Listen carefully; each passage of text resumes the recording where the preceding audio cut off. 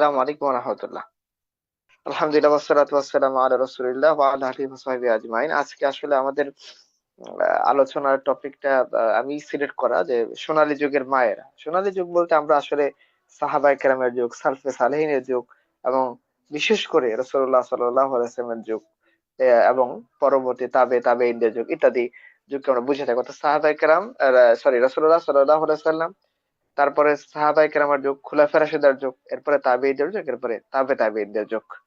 তো মূলত আজকে হয়তো আমরা অত বেশি লম্বা আলোচনা করতে পারবো না। কারণ লম্বা আলোচনা করতে গেলে দেখা যাচ্ছে যে কথাগুলো মূল কথা মনে রাখা খুব কঠিন হয়ে যায়। তো আমরা ইনশাআল্লাহ রাসূল সাল্লাল্লাহু আলাইহি ওয়াসাল্লাম ও সাহাবীদের যুগের মধ্যে আমাদের এক্সাম্পল গুলো সীমাবদ্ধ রাখবো এবং আল্লাহ রাসূল যে এক্সাম্পল গুলো আমাদের সামনে দিয়েছেন ইনশাআল্লাহ সেগুলি আমরা নিয়ে আসবো। তো আমরা প্রথমে একটা দিলকে খালেজ করি এই অর্থে যে আমরা প্রত্যেকেই এখানে ইমানদার, ইমানে আনছি আল্লাহ সুবহানাহু ওয়া তাআলার উপর, আল্লাহ রাসূলের উপর। এবং ইমানের অন্যতম একটা মৌলিক শর্ত হলো আল্লাহ এবং তার রাসূল যে বিধান দিবেন, আল্লাহ এবং তার রাসূল যে কথা বলবেন, আল্লাহ এবং তার রাসূল যে আদেশ নিষেধ দিবেন সেটাকে এক বাক্যে মেনে নিতে হবে। এটা চাই আমার মন মগজের সাথে মিলুক, চাই আমার যে ফ্যাশন, আমার যে সমাজের লাইফস্টাইল, আমার যে স্ট্যান্ডার্ড সেটার সাথে মিলুক, বা আমার দেশীয় যে লোকজ কালচার আছে, রেওয়াজ রসুম আছে, সংস্কৃতি আছে সেটার সাথে মিলুক। দুনিয়া যেদিকে যাক, দুনিয়ার আইন কানুন, দুনিয়ার বিধান, দুনিয়ার রেওয়াজ রসুম, দুনিয়ার আচার অনুষ্ঠান যেদিকে খুশি সেদিকে যাক, যদি সেটা আমার আল্লাহ এবং আমার রাসূলের কথার সাথে না মিলে সেটা রিজেক্টেড। আর যদি আল্লাহ এবং তার রাসূলের সাথে মিলে এবং সেটা পালন করতে গিয়ে আমাকে চরম মনের দিক থেকে অনেক কষ্ট করতে হয়, মনের দিক থেকে অনেক জোর জবরদস্তি করতে হয়, তবুও আমি সেটা মেনে নিতে বাধ্য। যদি আমি সেটা পালন করতে না পারি তবুও আমি এই কথা বলতে বাধ্য যে না, এটাই আল্লাহ এবং তার রাসূলের বিধান, কিন্তু আমি পালন করতে পারতেছি না। কিন্তু এইটার কোনো সুযোগ নেই যে আল্লাহ এবং তার রাসূলের কোনো কথা আমার দিলের চাওয়ার বিরুদ্ধে চলে গেছে, যে আমার হৃদয় যা চাচ্ছে সেটার মতো হচ্ছে না। এরকম হয়েছে আর আমি বলছি না এটা আমি মানি না, বা এটা এরকম না, বা এটা আসলে এরকম না, এটা এরকম। অনেকটা এরকম আমি বলে থাকি যে কোরআন আমাদের গাইডলাইন, কিন্তু অনেকে আছে আমাদের সমাজের মধ্যে যারা কোরআনকে গাইড করতে চায় যে কোরআন আসলে এরকম না, কোরআন এরকম, কোরআন এরকম করে করা উচিত ছিল, হাদিস এরকম করে চিন্তা করা উচিত ছিল। ব্যাপারটা আসলে কি, কেন আমি এই কথাটা বললাম, যখন আপনি স্পষ্টভাবে হাদিসে বা স্পষ্টভাবে কোরআনে একটা বিধান পেয়েছেন, আমি পেয়েছি, ওইটাকে যদি আমি ব্যাখ্যা বিশ্লেষণ করি নিজেকে ওই থেকে বাঁচার জন্য, সাইডে রাখার জন্য, তাহলে আলটিমেট কোরআন তো আমার গাইডলাইন না। আমি কোরআনকে গাইড করতেছি যে কোরআন তুমি আমাকে এটা এভাবে বলো, কোরআন তুমি আমাকে এটা এভাবে দেখাও, কোরআন তুমি এভাবে সাজাও। না, কোরআন আমাকে বলে দিবে যে তোমার জীবন তুমি এভাবে সাজাও ও বান্দা, ইয়া আইয়ুহাল্লাযীনা আমানু। হ্যাঁ, এভাবে আল্লাহ বলে দিবেন যে হে ও ইমানদারা তোমরা এটা করো। হ্যাঁ, ইয়া আইয়ুহাল মুমিনুন, ও ইমানদার যারা মুমিন যারা ঈমান আনছো তোমরা এটা এভাবে করো। আমরা আল্লাহকে বলতে পারবো না যে আল্লাহ তুমি এটা করো, কোরআনকে বলতে পারবো না কোরআন এভাবে পথ দেখাও। না, কোরআন তার মতো করে পথ দেখাবে, কোরআন তার মতো করে বিধান বর্ণনা করবে, যেটা কোরআন উত্তম মনে করবে, যেটা আল্লাহ উত্তম মনে করবেন। কিন্তু আমরা কোনো বিধান আসলে সেটাকে ব্যাখ্যা বিশ্লেষণ করে নিজের মন মগজের সাথে মিলানো, পশ্চিমের সাথে মিলানো, হ্যাঁ, মডার্ন যে লাইফস্টাইল সেটার সাথে মিলানোর জন্য যদি আল্লাহর বিধানকে ব্যাখ্যা করে ছেড়ে দিই, তাহলে আমরা ভয়ঙ্কর গুনাহগার হব। আল্লাহ তাআলা আমাদের সেই টেন্ডেন্সি থেকে সবাইকে মুক্ত করুন। 2 নম্বর যে পয়েন্টটা, যদি কারো দিল এরকম হয়, হৃদয় যদি এরকম হয় যে সে আসলে আলটিমেট আল্লাহ যেটা বলবেন সেটাকে সে এক বাক্যে মেনে নিবে না, নানান যুক্তি তর্ক, যেমন আমাদের সায়েন্স যারা পড়েছেন বা পড়তেছেন জানেন, সায়েন্সের একটা মৌলিক জিনিস হলো স্কেপটিসিজম। আপনাকে শুরুতেই সন্দেহ করতে হবে। একটা এক্সপেরিমেন্ট করতে যাবেন, একটা হাইপোথিসিস করতে যাবেন, আপনাকে প্রথমে সন্দেহ করতে হবে যে এটা ঠিক হইতে পারে, এটা ভুল হইতে পারে। সায়েন্স তখন কি করবে, এটাকে নানান তার যে, ধরো একটা, আপনি রিসার্চ পেপার পাবলিশ করেন, পিয়ার রিভিউড জার্নাল যে প্রসেস, আপনি সেটা সেটা ফলো করতেই সে আপনার রিসার্চ পেপার অ্যাকসেপ্ট করে নেবে। ঠিক তেমনি সায়েন্স তার নিজেদের মতো করে নানান জিনিস ল্যাবরেটরি দিবে, এক্সপেরিমেন্ট করবে বছরের পর বছর, মাসের পর মাস, তার অনুযায়ী সেটা ঠিক হলে সে সেটা কি করবে, অ্যাকসেপ্ট করে নেবে। কিন্তু শুরু করবে কি দিয়ে, স্কেপটিসিজম দিয়ে, সন্দেহবাদ দিয়ে, প্রচুর সন্দেহ প্রবণ একটা জিনিস, যে না এটা ঠিক, এটা আসলেই ভুল, এটা কাজ করতে গেলে ঠিক হবে ইত্যাদি। কিন্তু ইমানের শুরুটা কি, আল্লাহ সুবহানাহু ওয়া তাআলা সেটা বর্ণনা করেছেন, আপনারা জানেন, আলিফ লাম মিম যালিকাল কিতাবু লা রাইবা ফি হুদাল লিল মুত্তাকিন। এবং মুত্তাকিদের বৈশিষ্ট্য বর্ণনা করতে গিয়ে আল্লাহ কি বলেন, আল্লাযীনা ইউমিনুনা বিল গায়ব। প্রথম যে বৈশিষ্ট্যটা আল্লাহ সুবহানাহু ওয়া তাআলা বর্ণনা করছেন, যে গায়েব বলতে কি বোঝায়, সহজে ইংরেজিতে বলতে গেলে মোহাম্মদ হাসান যেটাকে বলছেন যে বিয়ন্ড অফ হিউম্যান পারসেপশন। মানুষ যত জিনিস কল্পনা করতে পারে, কল্পনার বাইরে যেটা সেটা হচ্ছে গায়েব। মানে যেটাকে আমরা আসলে কল্পনাই করতে পারবো না, আমাদের মন মগজ কখনো ধরতে পারবে না, আমাদের পারসেপশন এর বাইরের যে জগৎ, beyond of human perception, that is গায়েব। হ্যাঁ, যেটাকে আসলে অদৃশ্য বললে বা কি বলা যায়, গায়েব বলতে আমরা সাধারণত অদৃশ্য জগৎ বলি, এটাই পরিপূর্ণটা গায়েবের অর্থ মিন করে না। হ্যাঁ, সো আল্লাহ প্রথম যে জিনিসটার কথা বলছেন মুত্তাকি হওয়া, সেটি হচ্ছে গায়েবের প্রতি বিশ্বাস। মানে মানুষ যেটা পারসিভ করতে পারে না সেটার উপর তাকে ইয়াকিন রাখতে হবে যে না, এটা এরকমই। সো আমরা কখনোই ইমানের ক্ষেত্রে, ইসলামের বিধানের ক্ষেত্রে স্কেপটিসিজম দিয়ে সেখানে ঢুকতে পারবো না। মানে একটা সন্দেহ দিয়ে ইসলাম শুরু, এরপরে গিয়ে যদি আমার ল্যাবরেটরিতে মিলে, বিজ্ঞানের সূত্রের সাথে মিলে, কারো কথার সাথে মিলে, প্লেটো এরিস্টটলের আইডিওলজির সাথে মিলে, then I will accept it, এই সুযোগটা আমাদের নেই। কারণ আল্লাহ সুবহানাহু ওয়া তাআলা প্রথমেই বলে দিয়েছেন যে কোরআন তাদেরকেই পথ দেখাবে, মুত্তাকি তারাই হবে যারা বিনা বাক্যে, বিনা প্রশ্নে, বিনা দ্বিধায় আল্লাহ সুবহানাহু ওয়া তাআলা ও তার রাসূলের কথাকে মেনে নিবে, যেটা প্রমাণিত, আল্লাহর কথা কোরআন প্রমাণিত, যেটা রাসূলের কথা হিসেবে প্রমাণিত, সেটাকে সে মেনে নিবে। এইটাই হচ্ছে ইমানের মৌলিক চাহিদা, আদারওয়াইজ সে হিদায়াত পাবে না। সো আমরা যদি আমাদের আজকের আলোচনা থেকে উপকৃত হতে চাই, তো আমাদের দুইটা বিষয় একটু খেয়াল রাখতে হবে। যে ইমান মানে কি? ইমান মানে হচ্ছে আল্লাহ এবং তার রাসূলের কথাকে নির্দ্বিধায় বিশ্বাস করা। দুই নাম্বার, আমাদের দিলটাকে এভাবে খালেজ করা যে আমরাও আল্লাহ এবং তার রাসূলের কথা শোনার পর সেটা মেনে নিব, কোনো প্রশ্ন ছাড়া, কোনো দ্বিধা ছাড়া, কোনো সংশয় ছাড়া। যদিও ব্যক্তি জীবনে আমল করতে আমার কষ্ট হয়, হতে পারে, ব্যক্তি জীবনে আমল করতে কষ্ট হইতে পারে, সেটা ভিন্ন বিষয়, কিন্তু মেনে নিতে হবে। ইমান এজ এজ এ মুমিন হিসেবে, মুমিনা হিসাবে আমাকে মেনে নিতে হবে। এই বিশ্বাস দিলের ভিতরে আমাদের প্রথমে লালন করতে হবে। আচ্ছা, আজকে আমরা বলছিলাম যে সোনালী যুগের কয়েকজন মা নিয়ে কথা বলবো। তো আমি তার আগে আমি একটু বলি যে আসলে আল্লাহ সুবহানাহু ওয়া তাআলা দেখেন নারীদেরকে সম্মানিত করছেন। আমরাই বলি, আপনারা বলেন যে আল্লাহ সুবহানাহু ওয়া তাআলা রাসূলকে গিয়ে জিজ্ঞাসা করা হয়েছে যে ইয়া রাসূলুল্লাহ, আমি কার কাছে কি করব, মানে কার প্রতি বেশি শব্দ ব্যবহার করবো, মা মা মা, এরপরে কি আল্লাহ সাল্লাল্লাহু আলাইহি ওয়াসাল্লাম বলছেন বাবার কথা, যেটা ইমাম বুখারীর আলাদা মুফরাদ বইয়ের মধ্যে আছে, তারা জানেন। তো এই যে আপনারা বললেন যে মায়ের সম্মান, মায়ের পায়ের নিচে জান্নাত, মার প্রতি বেশি শব্দ ব্যবহার করা, মাকে ভালোবাসা, মার কথা শোনা, মার অবাধ্য না হওয়া, মা কসম করলে সেটা পূরণ করে, এই যে মা মা মা, এত মা, ইসলাম এত বেশি তাকে সম্মানিত করছে, ইসলাম এত বেশি তাকে মর্যাদা দিয়েছে, এত বেশি তাকে ইজ্জত দিয়েছে, এটা কেন? এটা এটা কেন যে, আচ্ছা, তো আমি যেটা বলতেছিলাম যে আল্লাহ সুবহানাহু ওয়া তাআলা এত জায়গায় যে মায়ের কথা বলছেন, এতবার যে মায়ের সম্মানের কথা বলছেন, এতবার যে মা মা, এত মা কেন? কেন আল্লাহ সুবহানাহু ওয়া তাআলা এতবার বললেন মায়ের কথা, এতবার বললেন মায়ের অধিকারের কথা, এতবার বললেন এই কথা সেই কথা, কেন? এটি আমরা আল্লাহর কাছে জিজ্ঞাসা করবো যে আল্লাহ, আপনি কেন মাকে এত সম্মানিত করছেন? মানে মার সম্মানের কি বৈশিষ্ট্যটা আপনার কাছে স্পেশাল মনে হয়েছে, যার কারণে আপনি মুসলিম উম্মাহকে লাগিয়ে দিয়েছেন তার মায়ের সেবার পিছনে, আপনি জান্নাতকে মায়ের দিকে নির্ভর করেছেন। আল্লাহ রাসূলকে আমরা জিজ্ঞাসা করবো কেন আপনি এটা বলছিলেন যে আপনি তিনবার মাকে সদ্ব্যবহার করা, থ্রি টাইমস কেন মায়ের কথা বলছেন, এরপরে গিয়ে কেন আপনি বাবার কথা বলছেন? দেখেন আল্লাহ সুবহানাহু ওয়া তাআলা, আপনার আল্লাহ, আমার আল্লাহ, আমাদের রব, তিনি কি বলতেছেন? আপনারা খুঁজে পাবেন সূরা লোকমানের মধ্যে, সূরা লোকমান হচ্ছে 31 নম্বর সূরা, এর 14 নম্বর আয়াতের মধ্যে আল্লাহ কি বলতেছেন দেখেন। আল্লাহ বলতেছেন, আউযু বিল্লাহি মিনাশ শাইতানির রাজিম, ওয়াসাইনাল ইনসানা বিওয়ালিদাইহি হামালাতহু উম্মুহু ওয়াহনান আলা ওয়াহনিন। আল্লাহ বলতেছেন, দিলটাকে খেয়াল করেন, দিলটাকে ঘোরান, যে আপনি আপনার রবের কথা শুনতেছেন, কোন কবিতা শুনতেছেন না।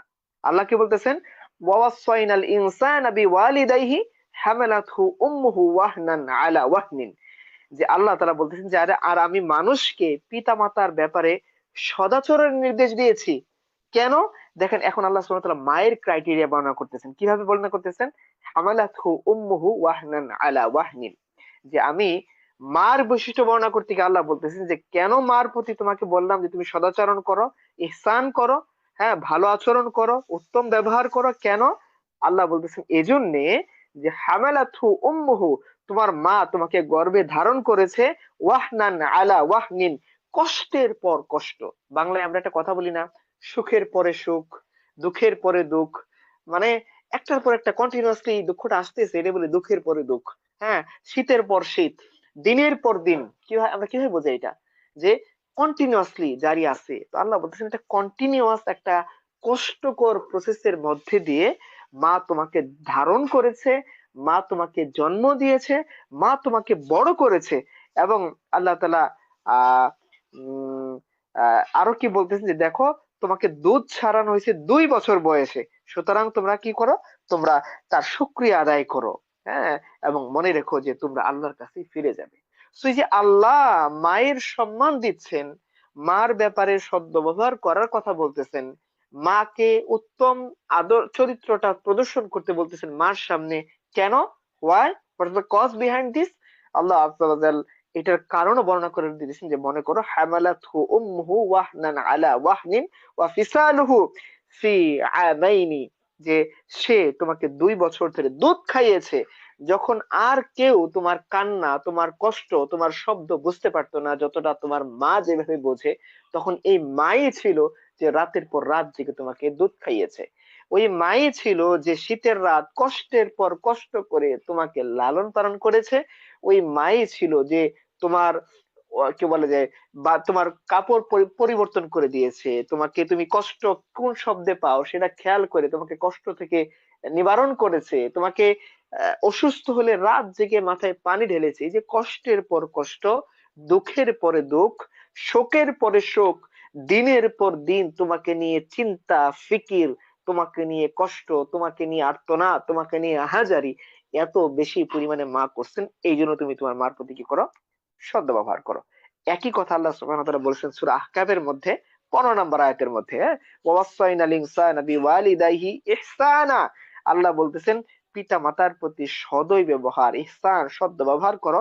হামালাতহু উম্মুহু কারহাউ, যে আল্লাহ তাআলা বলতেছেন দেখো অতি কষ্টে, কারহাউ শব্দটা আল্লাহ তাআলা এই করতেছেন, ব্যবহার করতেছেন কষ্টের পর কষ্ট করে, একই জিনিস, কষ্টের পর কষ্ট, পরিশ্রমের পর পরিশ্রম, হ্যাঁ, একেবারে মজবুতির পর মজবুতি, দৃঢ়তার পর দৃঢ়তা করতে আল্লাহ সুবহানাহু ওয়া তাআলা কি করছেন, বলতেছে যে মা আমাদেরকে লালন পালন করছে। তাহলে আমরা কি পেলাম, আল্লাহ কি স্মরণ করিয়ে দিচ্ছেন মায়ের ব্যাপারে?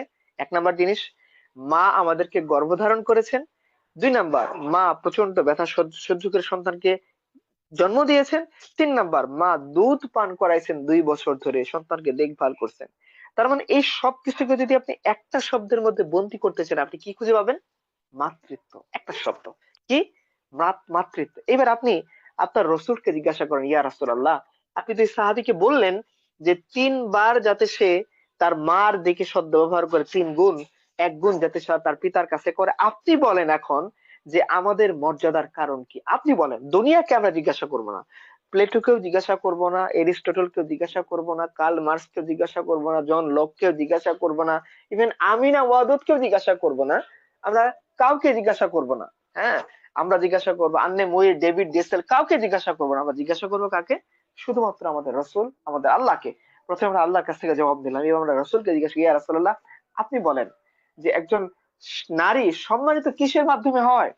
দেখেন আল্লাহ রসুল কি বলতেছেন, আল্লাহ রসুল কি বলতেছেন দেখেন, এটা বুখারীর হাদিস, আপনি এটা অ্যাভয়েড করতে পারবেন না যে না ঠিক আছে এটা ফেলে দিলাম, না, বুখারীর হাদিস, বুখারী হাদিস, সহিহ হাদিস, যে আল্লাহ সাল্লাল্লাহু আলাইহি ওয়াসাল্লাম বলছেন যে তোমাদের মধ্যে যে স্ত্রী লোক 3টি সন্তান আগেই পাঠাবে তার জন্য জাহান্নামের প্রতিবন্ধক হয়ে যাবে ওই সন্তানেরা। এক মহিলা জিজ্ঞাসা করলো, ইয়া রাসূলুল্লাহ, যদি 2টা পাঠায়? বলছে 2টা পাঠালেও ওই সন্তান, মৃত সন্তান, যে সন্তান মায়ের আগেই দুনিয়া ছেড়ে চলে গিয়েছে, মা যদি সবর করে, ধৈর্য ধারণ করে, সে যদি 2টা সন্তান আল্লাহর জন্য পাঠিয়ে দেয় তার আগে, এবং সে যদি এতে ধৈর্য ধারণ করে যে না আমার সন্তান আল্লাহই নিয়ে গিয়েছেন, আল্লাহর কাছে সে ফিরে গিয়েছে, এর বিনিময়ে সে কি পাবে? সে জান্নাত পাবে। কারণ এই সন্তান জাহান্নামে যখন মাকে নিয়ে যাওয়া হবে, যদি নিয়েও যাওয়া হয়, এই সন্তান জাহান্নামের মধ্যে দাঁড়িয়ে যাবে, গিয়ে বলবেন না আমার মাকে আমি জাহান্নামে নিতে দিব না, আমি সব সুপারিশ করতেছি, আল্লাহ আপনি তাকে জান্নাতে দিয়ে দেন। আর রসুল বলেছেন সে যদি সবর করে, এই মা ধৈর্য ধারণ করে, সে কোথায় যাবে? জান্নাতে যাবে। আরো জিজ্ঞাসা করি, ইয়া রাসূলুল্লাহ, আপনি আরো কিছু বলেন, আমাদের দিল যাতে প্রশান্ত হয়। মুস্তাদ আহমদের হাদিস, সহিলি গাইরিহি, সহিলি জাতি, সহিলি গাইরিহি, এটা সহিলি গাইরিহি মানে সহিহ হাদিস। তিনি বলছেন যে গর্ভাবস্থায় মৃত মহিলা শহীদের মর্যাদা পাবে, মানে পেটে বাচ্চা আছে, সে মরে গেছে বাচ্চা জন্ম দিতে গিয়ে বা বাচ্চা ধারণ করতে গিয়ে, সে কিসের সওয়াব পাবে? শহীদের সওয়াব পাবে। ইভেন দেখেন রাসূলুল্লাহ সাল্লাল্লাহু আলাইহি ওয়াসাল্লাম এটাও বলছেন যে এই যে ধরেন আপনাদের অনেকের অ্যাবর্শন হয়ে যায়, মিসক্যারেজ হয়ে যায়, কি পাবেন? আমরা কি পাবো? রাসূলুল্লাহ সাল্লাল্লাহু আলাইহি ওয়াসাল্লাম বলছেন যে এই মিসক্যারেজ হওয়া নাভীরজ্জু একজন নারীকে টেনে জান্নাতের দিকে নিয়ে যাবে। সুবহানাল্লাহ। আল্লাহ রাসূল আরো কি বলছেন যে দেখেন এটা এটা কি, এটা ইবনু মাজাহ হাদিস, মিশকাতের হাদিস, আহমদের হাদিস, সহিহ হাদিস।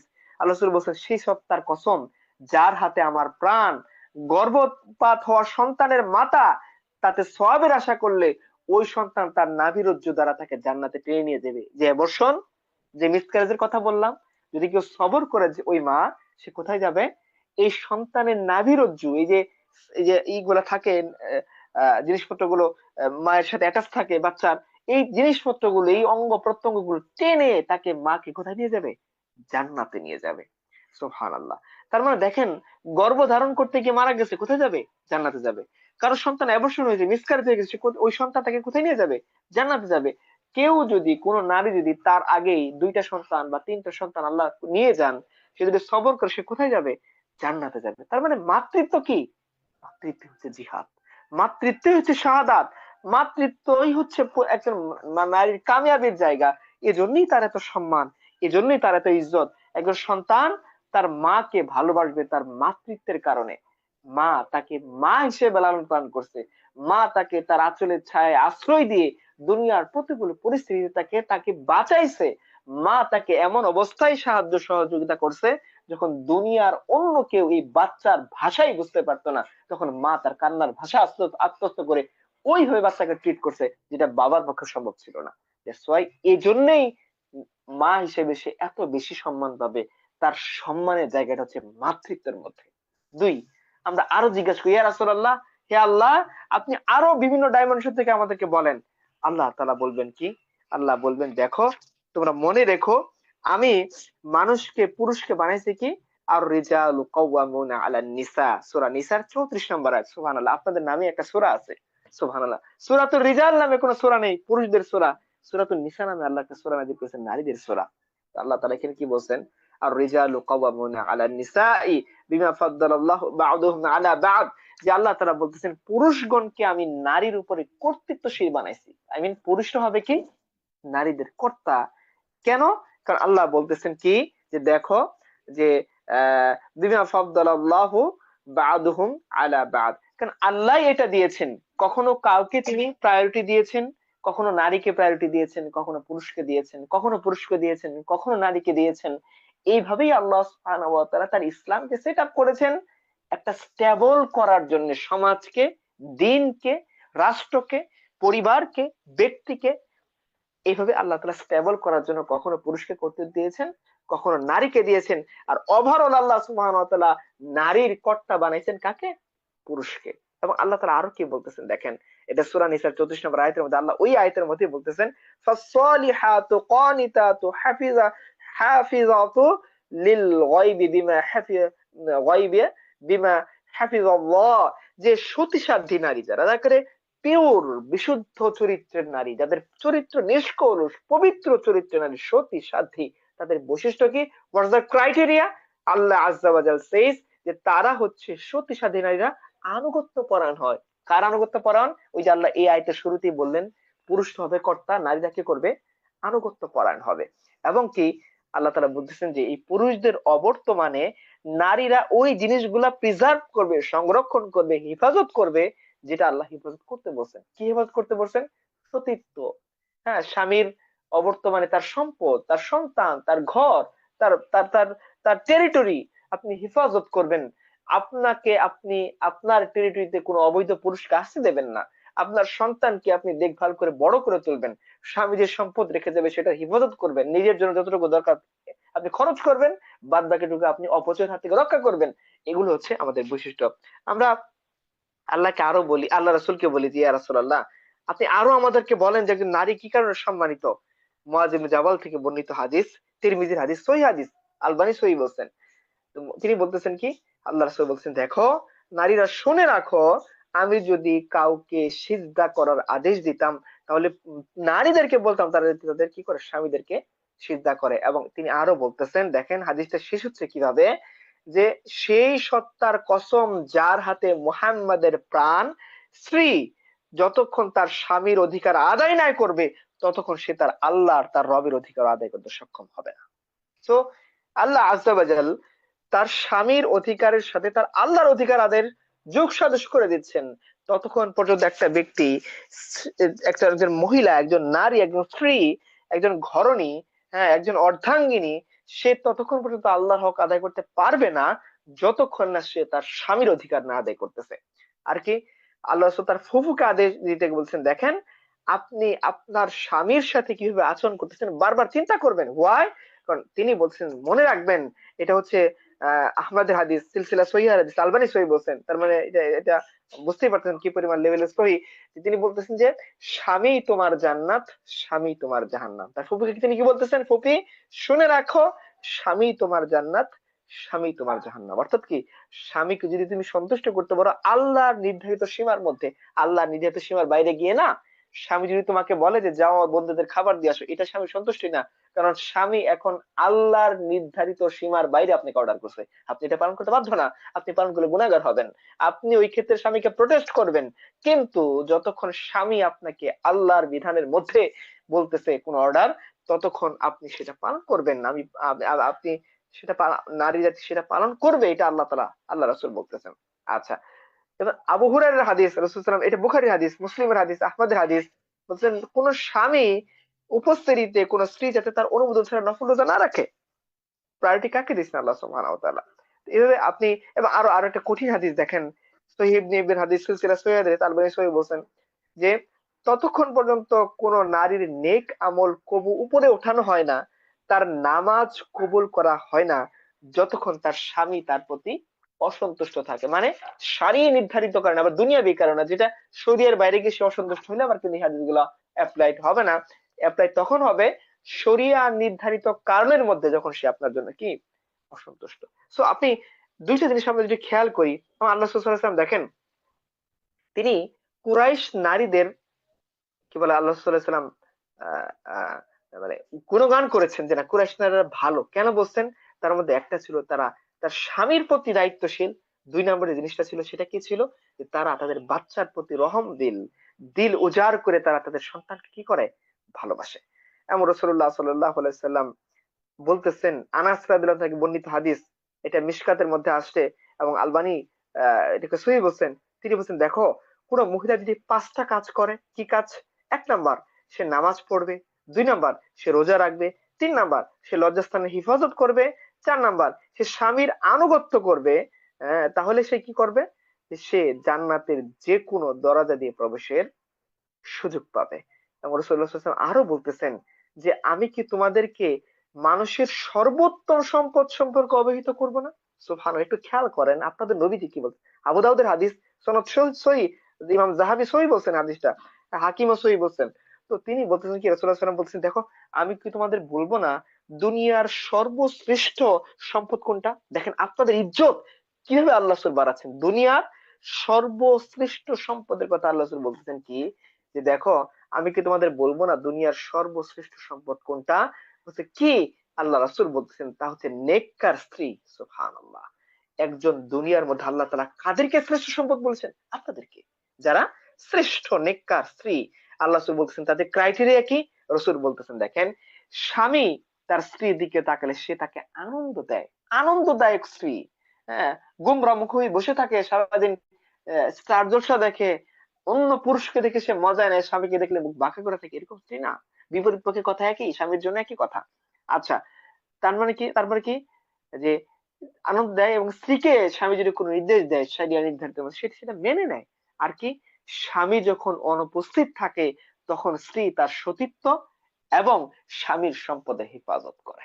তো এই যে ঘুরে ফিরে দুইটা জিনিস আমরা যদি এটাকে যদি এক বাক্যে বলি, প্রথম পয়েন্টের এক বাক্যে আমরা কি বলছি? মাতৃত্ব। দ্বিতীয় নাম্বার আমরা কি বলবো? স্ত্রীত্ব। অর্থাৎ ওয়াইফ হিসেবে আল্লাহ সুবহানাহু ওয়া তাআলা যে দায়িত্ব, আল্লাহ রাসূল যে দায়িত্ব আপনাদেরকে দিয়েছেন, সেটাকে নারী জাতির উপর যেটা দেওয়া হয়েছে সেটা কি করা? পালন করা। তো এই দুইটা দায়িত্বের মাধ্যমে আমরা কি হতে পারবো? মাতৃত্বের দায়িত্ব, স্ত্রীত্বের দায়িত্ব, আল্লাহ এবং তার রাসূল যে নারী জাতিকে সম্মানিত করেছেন, এই দুইটা বেসিসের উপরে তারা যদি তাদের জায়গা থেকে মা হয়ে মায়ের দায়িত্ব পালন করে, স্ত্রী হয়ে স্ত্রীর দায়িত্ব পালন করে, যখন সে মানে কারো অধীনস্থ, পিতার অধীনস্থ, তখন যদি সে তার তার ওই রেজাল্টকে, তার অভিভাবককে মেনে নেয়, তার বৈধ কথার উপর আমল করে, সে কোথায় যাবে? এটাই তার জান্নাত। ঘর হচ্ছে তার জান্নাত, ঘর হচ্ছে তার কর্মক্ষেত্র, ঘরের মধ্যে সে যদি মারা যায় সন্তান জন্ম থেকে, সে জিহাদের সমান সওয়াব পাবে। গর্ভধারণ করে নারীর জন্য জিহাদের সমান সওয়াব এনে দিবে। হ্যাঁ, বাচ্চা জন্ম থেকে মারা গেলে সে শাহাদাত লাভ করবে। কোন বাচ্চা যদি তার আগে সে আল্লাহর কাছে পাঠিয়ে দেয়, এই বাচ্চা তার এবং জাহান্নামের মধ্যে প্রতিবন্ধক হবে। ইভেন বাচ্চা জন্ম দেওয়ার আগেই কারো যদি অ্যাবর্শন হয়, মিসক্যারেজ হয়, এই বাচ্চা এই এই কি বলে ভূমিষ্ঠ হওয়ার আগে যে বাচ্চাটা মারা গেছে ভ্রূণ অবস্থায়, এই ভ্রূণ তাকে তার এবং জাহান্নামের মধ্যে প্রতিবন্ধক হয়ে দাঁড়াবে। তো এটা আমাদের বুঝতে হবে। আপনারা যে ঘরানার হন, আপনাদেরকে আমি বলি, মুফতি তকি উসমানীর আপনারা তাওজিহুল কোরআন, আহলে হাদিস ঘরানার শেখ সালাউদ্দিন ইউসুফের তাফসির আহসানুল বয়ান, যদি আপনি কি বলে ইখওয়ানি ঘরানার হন তাহলে আপনি সৈয়দ কুতুবের ফি জিলালিল কোরআন, যদি আপনি জামাতি ঘরানার হন তাহলে সৈয়দ আবুল আল্লাহ মওদুদির তাফসিরুল কোরআন, এগুলো আপনারা পড়বেন। আপনারা শুধু একটা আয়াতের তাফসির পড়বেন, সেটা কি? সূরা হাজাবের 33 নম্বর সূরা 33 নম্বর আয়াত। যে আল্লাহ তাআলা কি বলছেন? হ্যাঁ, যে আল্লাহ তাআলা বলতেছেন, দেখো তোমরা নিজ ঘরে অবস্থান করো। ওয়াকরনা ফি বুয়ুতিকুন্না, যে তোমরা নিজ ঘরে অবস্থান করো। এবং আল্লাহ তাআলা কি করতেছেন? ওয়ালা তাবাররুজনা তাবাররুজাল জাহিলিয়াহ, যে তোমরা জাহিলি যুগের, পুরো জাহিলিয়াতুল উলা, পুরো ওটি জাহিলি যুগের মধ্যে তোমরা প্রদর্শন করে নিজেদের ঘর থেকে বের হও। এটা আপনারা যে ঘরানার হন, আপনারা এই ঘরানার ইমামদের, আলেমদের লেখা তাফসীর করবেন, তারা কি বলছেন, তারা কি বলছেন আপনার আমার সম্মানের কথা। মুফতি তাকি ইসমানী খুব স্পষ্ট করে বলেছেন যে নারীর আসল জায়গা হচ্ছে তার ঘর, নারীর মূলনীতি হচ্ছে তার ঘর। সে ঘর সামলাবে, সে ঘরে কাজ করবে, ঘরের দায়িত্বে তাহজিল কোরআনে স্পষ্ট করে বলা আছে। আল্লামা মাহমুদ আলুসি হানাফি মাযহাবের ইমাম, তিনি কি বলছেন? যে মেয়েদেরকে ঘরে থাকার নির্দেশ দেওয়া হয়েছে এবং এর মাধ্যমে তাদের মর্যাদা শ্রেষ্ঠত্ব প্রমাণ হবে। এটাই তার সতীত্বের জায়গা, এটাই তার কাজের জায়গা, এটাই তার জায়গা। বাজার ঘাট, শপিং মল, লোক যেমন যাতায়াত করে, এটা হওয়ার সুযোগ কখন? শাইখ সালাউদ্দিন ইউসুফ কি বলছেন আহসানুল বায়ানের মধ্যে, পৃষ্ঠা 335-এর মধ্যে একই কথা বলছেন, যে নারীদের প্রধান ক্ষেত্র হচ্ছে ঘর, চার দেয়ালের মধ্যে সুরক্ষিত থেকে সেটা দায়িত্ব পালন করবে। সৈয়দ কুতুব রহমতুল্লাহ কি বলছেন? তিনি এটাই বলছেন, ঘরই হচ্ছে মেয়েদের পরিবেষ্টনী। এটা কোথায়? আপনি তাওজিল ফিজিল 16 নম্বর খন্ড 156 থেকে 157 নম্বর পৃষ্ঠা পরে দেখেন। তিনি বলছেন যে ইসলাম তাদেরকে ঘরমুখী থাকতে বলছে, বাচ্চা কাচ্চার পরিচর্যা, লালন পালন, প্রতিপালন করতে বলছে, এবং তাদের অবস্থান ক্ষেত্র হচ্ছে ঘর। ব্যতিক্রম কিছু প্রেক্ষাপট ছাড়া তার বাইরে যাবে না। সৈয়দ আবুল আল্লাহ মওদুদী, যার কথা আপনারা অনেকে তাকে কোট করে বিপথে যেতে চায়, তিনি কি বলছেন আপনারা খেয়াল করে দেখেন। তিনি কি বলছেন? সৈয়দ আবুল আল্লাহ মওদুদী রহমতুল্লাহ আলাই, উনি বলতেছেন তার তাফহিমুল কোরআনের মধ্যে 12 নম্বর খন্ডে 45 থেকে 46 নম্বর পৃষ্ঠা, তিনি বলতেছেন দেখেন যে আহ, নারীর আসল কর্মক্ষেত্র হচ্ছে তার গৃহ, তার ঘর।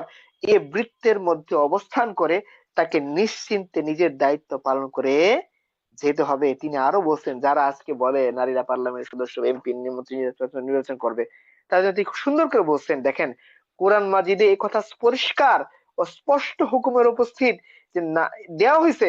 এরপরে নারীদের জন্য কোথায় সুযোগ? কাউন্সিলর হওয়ার, পার্লামেন্টের সদস্য হওয়ার, ঘরের বাইরে সামাজিক কর্মে দৌড়াদৌড়ি করার, সরকারি অফিসে পুরুষদের সাথে তাল মিলিয়ে কাজ করার, কলেজে ছেলেদের সাথে শিক্ষা লাভ করার, পুরুষদের হাসপাতালে নার্সিং এর দায়িত্ব সম্পাদন করার, বিমানে রেলগাড়িতে যাত্রীদের সেবায় নিয়োজিত হওয়ার, শিক্ষা ও প্রশিক্ষণ লাভের জন্য আমেরিকা, ইংল্যান্ড যাওয়ার সুযোগ তাদের কোথায়? দেখেন উনি আরেকটা কথা বলছেন। অনেকে বলে কি, যে অনেকে বলে যে মানে আমাদের মা আম্মাজান আয়েশা, তিনি তো লড়াই করেছেন, জঙ্গে জামালের যুদ্ধে নেতৃত্ব দিয়েছেন, এই তো পাওয়া গেল নারীদের কি করার। তিনি বলেছেন এখানে এনে যে দেখেন হযরত আয়েশা রাদিয়াল্লাহু তাআলা উহদের যুদ্ধে, জঙ্গে জামালে অংশ নিয়েছেন, কিন্তু দেখেন আয়েশা রাদিয়াল্লাহু আনহা, আব্দুল্লাহ ইবনু আহমদ ইবনু হাম্বল, তিনি জাওয়াইদুজ জাহাদ নামক কিতাবের মধ্যে, ইবনুল মনজির, ইবনু আবি শাইবা, ইবনু সাদ, তাদের প্রত্যেক কিতাবে মাসরুক রহমতুল্লাহ আলাইহি থেকে হাদিস উদ্ধৃত করেন, যেখানে হযরত আয়েশা রাদিয়াল্লাহু তাআলা আনহা যখনই এই আয়াতে পড়ে ও কান্না ফি বুয়ুতিকুন্না, যখন এই আয়াতের মধ্যে পৌঁছাইতেন যে মেয়েদের ঘরে থাকবে, তিনি কষ্টে কেঁদে ফেলতেন এবং বলতেন যে আমি জঙ্গে জামালের যুদ্ধ অংশ নিয়ে ভুল করছিলাম। সৈয়দ আবুল আলা মওদুদী তাফসীরুল কোরআন 12 নম্বর খন্ডে 35 থেকে 36 নম্বর পৃষ্ঠা। আজকে যারা এই ঘটনার যারা দলিল দিয়ে ঘুরিয়ে পেঁচিয়ে, তাদেরকে বলবো আপনারা আপনাদের আলেমের, আপনাদের যে যিনি আমির ছিলেন তার কিতাবটা খুলে দেখেন। আপনারা হানাফি হইলে মুফতি তাকি ইসমাইল সাহেবের কিতাব খুলে দেখেন। আপনারা সালাফি হলে শাইখ সালাউদ্দিন ইউসুফ মাক্কির আপনি তাওজিহুল আহসানুল বায়ান পড়ে দেখেন। আল্লামা মাহমুদ আলুসির রুহুল মানি পড়ে দেখেন, সৈয়দ কুতুবের ফি জিলালিল কোরআন পড়ে দেখেন, যে ঘরনার হন এর বাইরে তো আমরা কেউ না। আপনারা তাহলে কোন দিক থেকে আপনারা অনুসরণ করতেছেন? খুব আল মাউসু আল মাউসুআতুল ফিকহি আল কুইয়াতি, আপনারা জানেন ফিকহের একটা বিশ্বকোষ, সেখানে কি বলা হয়েছে? এখানে বলে ফকিহগণ বলছেন, নারীদের অন্যতম প্রধান কর্তব্য হচ্ছে ঘর পরিচালনা করা, সংসার পরিচালনা করা, পরিবারের সার্বিক দিকে খেয়াল রাখা, সন্তানের প্রতিপালন করা, সন্তানদেরকে শিক্ষা দীক্ষা দিয়ে তাদেরকে ইসলামের সুমহান আদর্শে গড়ে তোলা, স্বামীর সাথে সদ্ভাব বজায় রাখা। তো এটা যদি আপনারা খেয়াল না করেন, রাসূলুল্লাহ সাল্লাল্লাহু আলাইহি সাল্লামের কাছ থেকে আমরা যদি প্রিয় বান্দা হতে চান, আল্লাহর কাছ থেকে যদি আপনারা প্রিয় বান্দি হতে চান, তাহলে আপনি কিভাবে হবেন যদি আপনি রাসূলুল্লাহ সাল্লাল্লাহু আলাইহি সাল্লামের কথা অনুসরণ না করি? রাসূলুল্লাহ সাল্লাল্লাহু আলাইহি সাল্লাম বলছেন, এই তাফসীর ইবনে কাসিরের মধ্যে আসে যে তোমাদের মধ্য থেকে যে নারী ঘরে অবস্থান করে পর্দায় থাকবে, শোনেন মা বোনেরা যে আল্লাহ রাসূল কি বলছেন, ইবনে কাসিরের মধ্যে লেখা আছে, রাসূলুল্লাহ সাল্লাল্লাহু আলাইহি সাল্লাম বলছেন, তোমাদের মধ্যে থেকে যে নারী ঘরে অবস্থান করে পর্দায় থাকবে এবং সতীত্ব রক্ষা করবে, সে জিহাদের মর্যাদা লাভ করবে। আমি আপনাকে দলিলবিহীন কোনো কথা বলছি না। ইবনু কাসিরের ৯ নম্বর খন্ড ৮১ থেকে ৮২ নম্বর পৃষ্ঠা হাদিস খোলেন। আল্লাহ রাসূল বলছেন, তোমাদের মধ্যে থেকে যে নারী ঘরে অবস্থান করে পর্দায় থাকবে, সতীত্ব রক্ষা করবে, সে জিহাদের মর্যাদা পাবে। সুবহানাল্লাহ। শুধু এইটাই না, আপনার আরো ইবনে আবি দুনিয়ার আর নাফাকাতু আলাল ইয়াল, আমালে ইবনে বুশরানের কিতাবগুলো পড়ে দেখেন, সেখানে তিনি কি বলছেন, হাসান সনদে বর্ণনা করছেন যে গৃহস্থালির কাজ করলেও নারীরা কি পাবে? গৃহস্থালির কাজ করেও যদি নারীরা জিহাদের সওয়াব পাবে। সুবহানাল্লাহ, সুবহানাল্লাহ। তার মানে আপনারা খেয়াল করেন যে রাসূলুল্লাহ সাল্লাল্লাহু আলাইহি সাল্লাম বারবার আপনাদেরকে নারী জাতিকে কোথায় ঘোরাচ্ছেন, কর্মক্ষেত্র কোথায় বর্ণনা করতেছেন, তাদেরকে আহ, সম্মান দিয়ে কোথায় বর্ণনা করতেছেন, এখানেই আপনি খুঁজেন। আমি হাদিসটা আবার বলি, তোমাদের মধ্যে থেকে যে নারী ঘরে অবস্থান করে পর্দায় থাকবে এবং নিজের সতীত্ব রক্ষা করবে, সে জিহাদের মর্যাদা লাভ করবে, সে জিহাদের মর্যাদা লাভ করবে, সে জিহাদের মধ্যে। আল্লাহ রাসূল বলতেছেন, আপনি কোথায় সম্মান করতেছেন? আপনি কোথায় গিয়ে আপনার কর্মকর্তা বানিয়ে নিছেন? আপনি, আমি যদি মনে করি, আমাদের নারী সমাজ, আমাদের বোনরা যদি মনে করেন স্বামীর জন্য কফি বানায় নিব, আমি পশ্চাৎপদ হয়ে যাব, আমি বিমানবালা হয়ে অশ্লীলতা বেহায়াপনা বেপর্দা করে পরপুরুষের সামনে গিয়ে ১০০ কাপ কফি আগে এগিয়ে দিয়ে আমি স্বাবলম্বী হবে, ভুল। এটা ভুল সিদ্ধান্ত। এভাবে কেউ কখনো আল্লাহর কাছে প্রিয় হতে পারবে না। হ্যাঁ, সে নষ্টামো করে মানুষের কাছে ভালো সাজতে পারে, কসম বা খোদা, আল্লাহর কসম, সে কখনো আল্লাহর কাছে ভালো সাজতে পারবে না, কারণ সে আল্লাহর বিধানের বাইরে চলে গেছে। এই জন্য মুফতি তকি উসমানী হাফিজাহুল্লাহ খুব সুন্দর করে তার আহ ইসলাহি মাওয়াইজের মধ্যে বলছেন, ১৫৪ পৃষ্ঠা, তিনি বলছেন, দেখেন আশ্চর্য তামাশার বিষয় এই যে নারী যখন ঘরে বসে স্বামী সন্তানের সেবা করে, খাবার রান্না করে, ঘর দোর সাজায়, তখন সেটাকে বলা হয় পশ্চাৎপদতা ও মৌলবাদিতা। পক্ষান্তরে এই নারী যখন বিমানবালা হয়ে ৪০০ পুরুষের জন্য ট্রে সাজিয়ে খাবার সরবরাহ করে আর তাদের লালসার দৃষ্টির শিকার হয়, তখন সে হয়ে যায় সম্মানিত, সে হয়ে যায় মর্যাদাবান। এর চেয়ে ভুল কথা কি হতে পারে? এর চেয়ে ভুল কথা কি হতে পারে? তো আল্লাহ সুবহানাহু ওয়া তাআলা, আমরা প্রথমেই বলছিলাম যে প্রথমে বলবো আপনাদেরকে যে আপনাদের এই যে সম্মান, এই যে ইজ্জত, এটা কিসের কারণে? এটা স্ত্রীত্বের কারণে, এটা মাতৃত্বের কারণে, এটা আপনার ঘরের হেফাজতের কারণে, এটা ইজ্জতকে সংরক্ষণের কারণে, এটা লজ্জাস্থানকে নিরাপদ রাখার কারণে। পর পুরুষের সাথে ব্যভিচার করে বেড়ানো, পর পুরুষের সাথে চোখাচোখি করে চোখের জেনা করা, কণ্ঠের জেনা করা, হেঁটে হাত ধরে পার্কে ঘুরে বেড়ানো, বোটানিক্যাল গার্ডেনে যাওয়া, কিংবা ট্রিট নিতে যাওয়া, পরপুরুষের লং ড্রাইভে যায়, নাউজুবিল্লাহ, এগুলোর মধ্যে আল্লাহ সম্মান ইজ্জত রাখেননি। ওয়াল্লাহি, আপনি লং ড্রাইভে যেতে চান, একমাত্র পথ আপনি স্বামীর সাথে যান। আপনি খেতে যেতে চান, ইসলাম নিষেধ করেনি, আপনি পর্দার সাথে স্বামীর সাথে খেতে যান। আপনি খুনসুটি করতে চান, ইসলামের নিষেধ নেই, আল্লাহ রাসূল করেছেন খুনসুটি তার ওয়াইফদের সাথে, আপনিও করেন। ছোট পরিসরে দৌড়াদৌড়ি, এটা আল্লাহ আপনাকে আপনার বৈধ কামনা বাসনা মেটানোর সুযোগ দিয়েছেন, এটা আপনি অন্যায় ভাবে জেনার পথে ব্যবহার করতে পারবেন না। সো এই জন্য আমাদের কথা, মূল যেটা মুক্তাসার কথা সংক্ষেপে যদি বলি, এতক্ষণ আলোচনার বিষয়বস্তু কি, যে আল্লাহর কাছে আমরা জিজ্ঞাসা করছিলাম যে আল্লাহ, নারী জাতির সম্মান কিসে? আল্লাহ রসুলের কাছে আমরা জিজ্ঞাসা করছিলাম নারী জাতির সম্মান কিসে? কারণ আমাদের ইমানের মৌলিক দাবি হচ্ছে আমরা আল্লাহর কথা এবং রাসূলের থেকে প্রমাণিত যত কথা আছে বিশুদ্ধ সূত্রে প্রমাণিত, আমরা সেগুলো মানতে বাধ্য, আমাদের সেগুলো মেনে নিতে বাধ্য, সেগুলোর উপর আমল করতে বাধ্য, সেগুলো আমরা আমাদের জীবনে বাস্তবায়ন করতে বাধ্য। তো আমরা আল্লাহকেও জিজ্ঞাসা করলাম যে আল্লাহ নারীদের সম্মান কিসে? তিনি বলে দিলেন মাতৃত্ব স্ত্রীত্বের কারণে, ইজ্জত হেফাজতের কারণে, ঘরে থাকার কারণে। আমরা আল্লাহ রাসূলকে জিজ্ঞাসা করলাম নারীত্বের জিহাদ, নারীত্বের কর্মক্ষেত্র, নারীদের বড় জায়গা কোনটা, ওয়ার্ক প্লেস কোনটা? আল্লাহ রাসূল বলে দিচ্ছেন ঘর, সন্তান, স্বামী। স্বামী হচ্ছে তার বড় জায়গা, ঘর হচ্ছে তার বড় জায়গা, সন্তান প্রতিপালন হচ্ছে তার বড় জায়গা, নিজের ইজ্জতের হেফাজত হচ্ছে তার বড় জায়গা। আমরা বড় বড় আলেমদের জিজ্ঞাসা করলাম আপনারা একটু ব্যাখ্যা করে বলে দেন। তারাও বলে দিল বিভিন্ন ঘরানার উলামায়ে কেরাম যে আপনাদের জন্য ঘর, কোথায় সুযোগ পার্লামেন্টে যাওয়ার, কোথায় সুযোগ ছেলেদের সাথে একসাথে কম্বাইন্ডলি পড়াশোনা করার, কোথায় সুযোগ সেবার নামে রাত বিরেতে পুরুষ একটা রোগীর বিছানায় বিছানে ঘন্টার পর ঘন্টা, সময়ের পর সময় পার করার সুযোগ কোথায় আপনার? তো সেটা তারা খুব স্পষ্ট হয়ে বলে দিলেন। এরপর আমরা যদি নিজেরা ব্যাখ্যা বিশ্লেষণ করে অন্য দিকে ধাবিত করার চেষ্টা করি, তাহলে প্রথমেই বলছিলাম ইমানের শর্তই হচ্ছে আপনি আমি কোরআন সুন্নাহর দিকে ধাবিত হব। আমি এটা চেষ্টা করবো না যে কোরআন সুন্নাহকে কোনোভাবে একটু আঁকা বাঁকা করে প্যাচ গুজ দিয়ে ব্যাখ্যা বিশ্লেষণ করে নিজের দিকে ধাবিত করা যায় কিনা, এটার সুযোগ নেই। বিনা শর্তে, বিনা বাক্যে, বিনা প্রশ্নে, বিনা দ্বিধায় মেনে নিতে হবে আল্লাহ যা বলছেন, আল্লাহ রাসূল যা বলছেন। এটাই ঈমান, এটাই ঈমান, এটাই ঈমান। যার ব্যাপারে আল্লাহ বলছেন সামি'না ওয়া ক্বালু সামি'না ওয়া আতা'না গুফরানাকা রাব্বানা, যে তারা বলে আল্লাহ তোমার পক্ষ থেকে যা শুনছি সাথে সাথে সেটা মেনে নিয়েছি, তুমি আমাদেরকে মাফ করে দাও। আমরা কোনো এদিক সেদিক করিনি, কোনো ব্যাখ্যা বিশ্লেষণ শুনে তোমার বিধানকে ব্যাখ্যা করে ছুড়ে ফেলিনি, তোমার বিধানকে আঁকড়ে ধরেছি, যদিও সেটা মানতে কষ্ট হয়েছে। জাহিলি সমাজের মধ্যে আমাদেরকে এমন ভাবে গড়ে তোলা হয়েছে, তোমার কথা শুনলে মনে হইতো এটা জানি কি মঙ্গল গ্রহ থেকে আসা কোনো জিনিস, যেটার সাথে আমরা ইউজ টু নেই, পরিচিত নেই। এর পরেও যখন শুনছি ইমানের দাবি এটাই, তোমার কথা তোমার রাসূলের কথা বিনা বাক্যে বিনা প্রশ্নে মেনে নিতে হয়, কষ্ট হয়েছে, দিল ধরে রাখতে কঠিন হয়েছে, আমাদের মন্তর দুমড়ে মুচড়ে গেছে, তারপরেও মেনে নিছি, কারণ তুমি বলছো, তোমার রাসূল বলছে। ঈমান এটাই, আল্লাহ মত রাসূলের কথা বিনা প্রশ্নে মেনে নেওয়া। প্রশ্ন করিনি, দিল দুমড়ে মুচড়ে গেছে, ভেঙে চৌচির হয়ে গেছে, দিলকে কামড়ে ধরে থাকছি, ওই রশ্মিকে কামড়ে ধরে থাকছি কেন? কারণ আমাদের রসূল বলছেন সাল্লাল্লাহু আলাইহি ওয়াসাল্লাম সামনে এমন একটা সময় আসতেছে ঈমান ধরে রাখা ঠিক ততটাই কঠিন হবে, তো এর চেয়েও কঠিন হবে যতটা কঠিন হাতের মধ্যে অঙ্গার জ্বলন্ত কয়লা রাখা।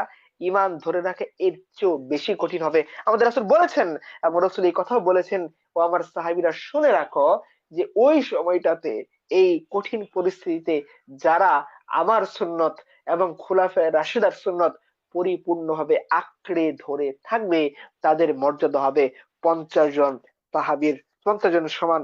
তখন সাহাবী কেরাম জিজ্ঞাসা করলেন ইয়া রাসূলুল্লাহ, এটা কি আমাদের মধ্যকার 50 জন না তাদের মধ্যকার 50 জন?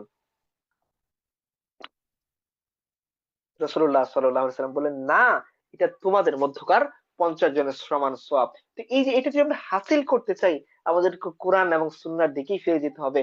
কোথায় সুযোগ স্কেপটিসিজমে অংশগ্রহণ করার, কোথায় সুযোগ বিমানবালা হয়ে মানুষের কাছে পরপুরুষের সামনে একেবারে একেবারে কিছুটা অর্ধ উলঙ্গ হয়ে খাবার সার্ভ করার, কোথায় সুযোগ বয়েজ স্কুলে, গার্লস স্কুলে কি বলে ছেলেদের সাথে একই সাথে হাত ধরে ঘোরাঘুরি করার সুযোগ আমার কোথায়?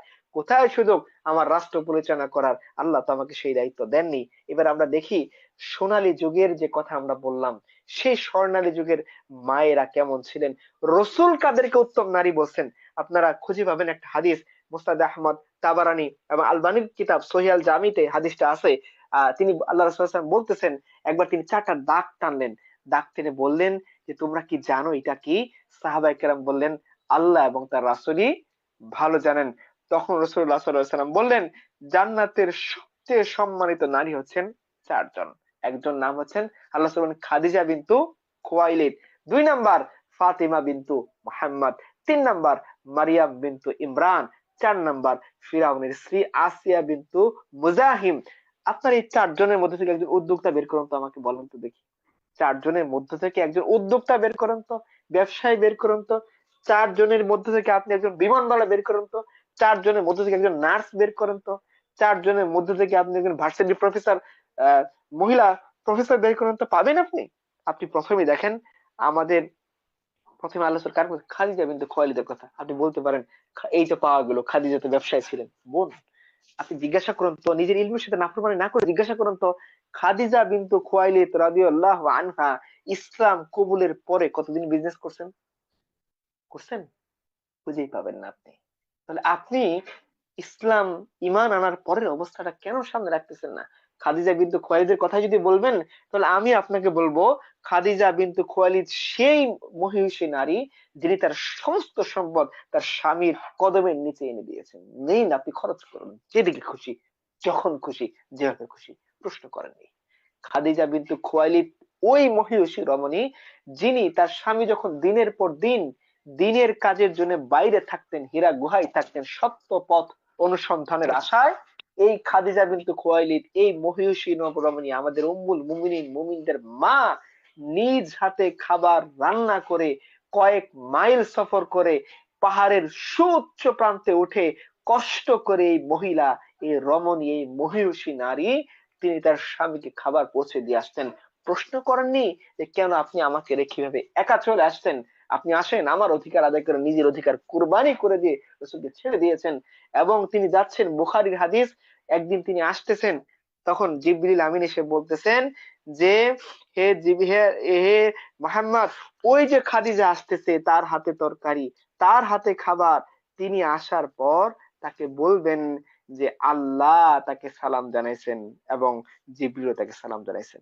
কোন অবস্থায় তিনি সালাম পাইছেন? ঠিক ওই অবস্থায় যখন তিনি তার স্বামীর খেদমতে খাবার এনে হাজির করছিলেন। রাসূলুল্লাহ সাল্লাল্লাহু আলাইহি ওয়াসাল্লাম অনেক বেশি মহব্বত করতেন খাদিজাকে। একবার তিনি বলছেন, হাদিসের মধ্যে আসছে, এবং এই হাদিসটা আপনারা ইয়েতে পাবেন, বুখারীতে পাবেন, মুসলিমেও পাবেন। রাসূলুল্লাহ সাল্লাল্লাহু আলাইহি ওয়াসাল্লাম বলছেন যে আল্লাহর কসম, মানব জাতি আমার নবুয়তের প্রতি মিথ্যা আরোপ করতেছিল, সে সময় আমার উপর ঈমান এনেছিল খাদিজা বিনতু খুয়াইলিদ। কাফিরা যখন আমাকে বিতাড়িত করতে মরিয়া হয়ে গিয়েছিল, সে সময় খাদিজাই আমাকে আশ্রয় দিয়েছিল। আজকের যারা ফেমিনিজম দ্বারা প্রভাবিত বোনরা শুধু বলেন business business business, Khadija Khadija, অথচ খাদিজা তার স্বামীর খেদমতে দুনিয়ার সমস্ত অর্জিত সম্পদকে কিভাবে তিনি তার স্বামীর কদমের নিচে এনে হাজির করেছেন সেটা কেউ বলবে না। কিভাবে তিনি আগলে রেখেছেন ওই সময়ে, যখন আল্লাহ রাসূল ভীত হয়ে চলে গেছেন খাদিজার বাড়িতে, বলতেছেন আমি এই দৃশ্য দেখছি, আমাকে কম্বল দিয়ে জড়িয়ে নাও। খাদিজা তার পরম মমতায় ভালোবাসায়, এই ঘরণী, এই মহিষী নারী তার স্বামীকে কম্বল দিয়ে মুড়িয়ে বলতেছিলেন আপনি কষ্ট পাবেন না, আল্লাহ আপনাকে কখনোই লাঞ্ছিত করবে না, কারণ আপনি মহৎ মানুষ। এই খাদিজার কথা কেউ বলে না, এই খাদিজার কথা বলে না। অথচ খাদিজাকে ব্যবসায়ী বানিয়ে তারা এখন অনলাইনে নিজে মডেল হয়ে প্রোডাক্ট সেল করে, আর সে বলে খাদিজা ব্যবসায়ী। নাউজুবিল্লাহ! এই ধরনের দিন বিকৃত করলে আল্লাহর সাহায্য কিভাবে আসবে আমাদের উপরে? আল্লাহর সাহায্য কিভাবে? খাদিজা কতদিন ব্যবসা করেছেন দিন কবুলের পরে, ইমান আনার পরে, রাসূলুল্লাহ সাল্লাল্লাহু আলাইহি ওয়াসাল্লামের স্ত্রী হওয়ার পরে। দেখেন, আপনি খুঁজে দেখেন, তিনি খরচ করেছেন সব টাকা, স্বামীর কাছে দিয়ে দিয়েছেন। খরচ করেন আপনি। নিজে শিয়াবে আবু তালিবের মধ্যে যখন মানুষজন বন্দী ছিলেন, খাইতে পারতেন না, তখন কেগে গিয়েছেন এই মহিষী নয়, নিজের সম্পদ দিয়ে এই অসহায়, দরিদ্র, নিপীড়িত, দুস্থ, মজলুম মুসলমানকে তিনি খাবার সাপ্লাই দিয়েছেন। এটা করেন, এটা করবো না আমরা। 2 নম্বর, আল্লাহ রাসূল কার কথা বলছেন? ফাতিমা বিনতু মুহাম্মদের কথা বলছেন। আমরা জিজ্ঞাসা করি, ইয়া রাসূলুল্লাহ, কেন আপনি ফাতিমা বিনতু মুহাম্মদের কথা বলেন? তার ক্রাইটেরিয়া কি? আপনারা জানেন ফাতিমা বিনতু মুহাম্মদ রাদিয়াল্লাহু আনহা নিজের স্বামীর ঘর আলী রাদিয়াল্লাহু আনহু খুব পরিশ্রম করতেন, খুবই পরিশ্রম করতেন। আলী রাদিয়াল্লাহু আনহু খুব বেশি ধনী মানুষ ছিলেন না। তার জীবনটা কোন রকম, সাহাবা একরাম জীবনটা কোন রকম চালিয়ে নিয়েছেন। উনি এই মহান সাহাবীদেরই একজন। তো কোনো মতে জীবনটা চলে যেত, এরকম অবস্থা। ফাতিমা রাদিয়াল্লাহু আনহা নিজে জাতা পিষতেন। আপনারা ছোটবেলায় দেখছেন হয়তো অনেকেই, জাতা পিষে কি করতে হয়? আটা, জব গুঁড়া করতে হয়, গম গুঁড়া করতে হয়, ডাল গুঁড়া করতে হয়। এই জাতা নিজ হাতে তিনি পিষতেন। এবং জাতা ঘুরাইতে ঘুরাইতে, পিষতে পিষতে তার হাতে ফোস্কা পড়ে গিয়েছিল। তিনি কি বলে, পানির মশক বহন করতেন, বুকে দাগ পড়ে গিয়েছিল। তিনি তার পিতার কাছে গিয়েছেন বদর যুদ্ধের পরে, আমাকে একটা বাদী দিয়ে সাহায্য করেন। পিতা তাকে দেন নাই, শুধু বলছেন শোনো মেয়ে, তোমার চেয়েও বাদী পাওয়ার হকদার তারা যারা বদরের যুদ্ধে অংশগ্রহণ করেছে। চলে যাও, তোমাকে আমি দিতে পারবো না। চলে গিয়েছেন বুক ভরা কষ্ট নিয়ে, গিয়ে স্বামীর ঘরে ওইভাবেই কষ্ট করেছেন। আল্লাহ তাকে জিকিরের আমল শিখিয়ে দিয়েছেন। তুমি বলো ঘুমোতে যাওয়ার আগে 34 বার আল্লাহ আকবার, 33 বার সুবহানাল্লাহ, 33 বার আলহামদুলিল্লাহ, যেটাকে আমরা তসবিহে ফাতিমা নামে চিনি, বুখারী হাদিস। এই জিকির শিখাইছেন। খাদিমা তাকে দেওয়া হয়নি, একটা দাসী একটা বাদী তাকে দেওয়া হয়নি। ওইভাবেই তিনি তার সংসারে কষ্ট করেছেন। কই তিনি তো এগিয়ে যাননি যে যাই আমি স্বামীর সাথে গিয়ে কুদাল চালাই, যাই আমি একটু স্বাবলম্বী হই, যাই আমি একটু প্রোডাক্ট বিক্রি করে আমার আমার ঘরের মধ্যে আমি কিছু টাকা পয়সা নিচ্ছেন না। মাটিকে কামড়ে ধরে এই মহিষী নারী ঘরের ভিতরে পড়েছিলেন। তাই তিনি তার সন্তান হাসান হুসাইনকে মানুষ করেছেন। দুই সন্তানকে এমন ভাবে মানুষ করেছেন, আল্লাহর রাসূল বলেছেন যে এই হাসান এবং হুসাইন হচ্ছে জান্নাতের দুইটা সুগন্ধি ফুল।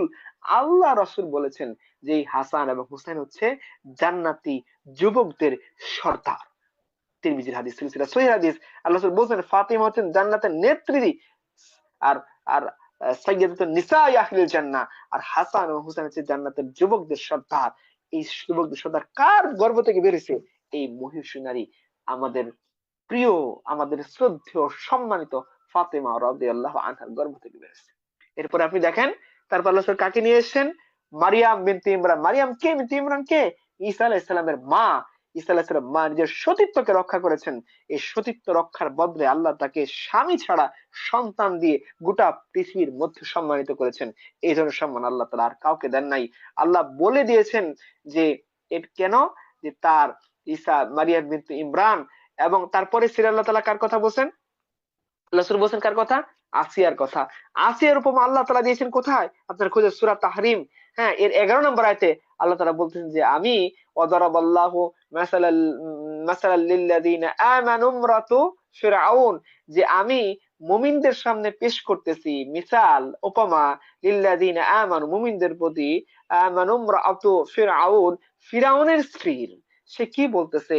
ইয ক্বালাত রব্বিবনি লি ইনদাকা বাইতান ফিল জান্নাহ, যে আল্লাহ আমার জন্য জান্নাতে আপনার কাছে একটা ঘর বানিয়ে দিন। এবং তিনি কি বলতেছেন?